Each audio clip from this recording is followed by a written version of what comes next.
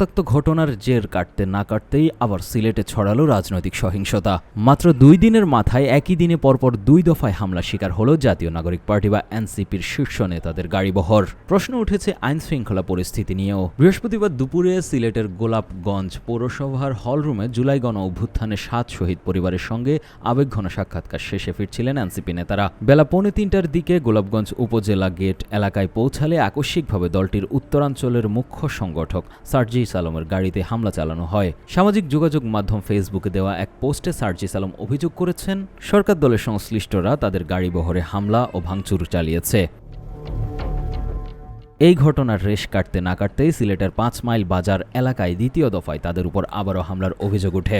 এনসিপির আহ্বায়ক ও বিরোধী দলীয় চিফ হুইপ নাহিদ ইসলামও ফেসবুক পোস্ট দিয়ে এই হামলার সত্যতা নিশ্চিত করেছেন। পরে সিলেট সার্কিট হাউসে সাংবাদিকদের সামনে ক্ষোভ প্রকাশ করে সার্জিস আলম বলেন, গোলাপগঞ্জে ছাত্রদলের কর্মীরা স্লোগান দিয়ে তাদের গাড়িতে রড, ইট ও পাথর ছুড়লেও পুলিশ স্রেফ দাঁড়িয়ে দাঁড়িয়ে নাটক দেখেছে, কোনো প্রতিরোধের চেষ্টা করেনি বলে অভিযোগ করেছেন সার্জিস আলম। প্রশাসন ছিল এখানে পক্ষপাতমূলক। প্রথমে একটু নীরব দেখছিলাম, পরে দেখলাম পক্ষপাতমূলক হয়ে গেল।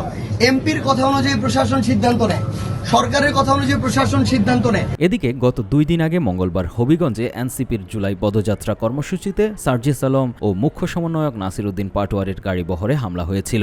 এতে তারা 2 জন আহত হন এবং প্রতিবাদে দেশব্যাপী বিক্ষোভের ডাক দেয় দলটি। পরিস্থিতি নিয়ন্ত্রণে সেখানে 144 ধারা জারি করতে হয় প্রশাসনকে।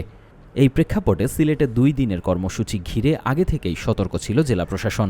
সিলেটের 5টি উপজেলায় নিরাপত্তার স্বার্থে 5 প্লাটুন বিজেপি মোতায়েনের অনুরোধও জানানো হয়েছিল স্বরাষ্ট্র মন্ত্রণালয়ের কাছে।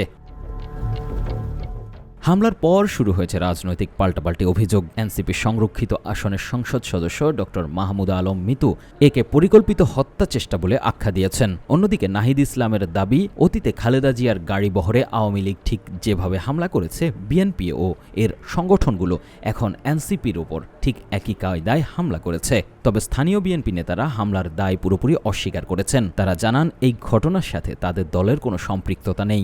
বিশ্লেষণে দেখা যাচ্ছে, এনসিপির জুলাই পদযাত্রা যেখানেই যাচ্ছে, বিশেষ করে হবিগঞ্জ, মৌলভীবাজার এবং সিলেট, সেখানে স্থানীয় বিএনপি ও ছাত্রদলের সঙ্গে চরম উত্তেজনা তৈরি হচ্ছে দলটির।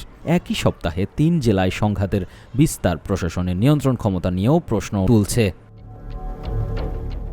News desk, 21 television.